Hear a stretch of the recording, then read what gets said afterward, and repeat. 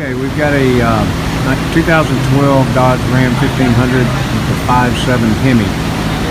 Came in this morning, cold startup ticking noise. The noise goes away as the engine warms up.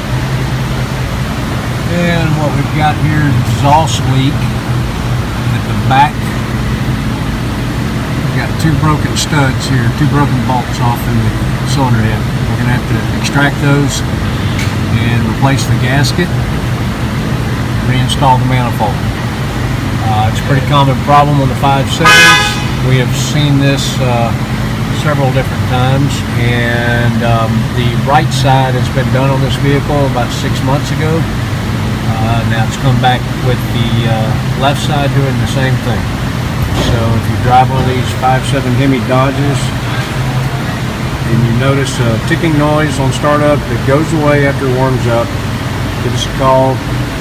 We know what to do.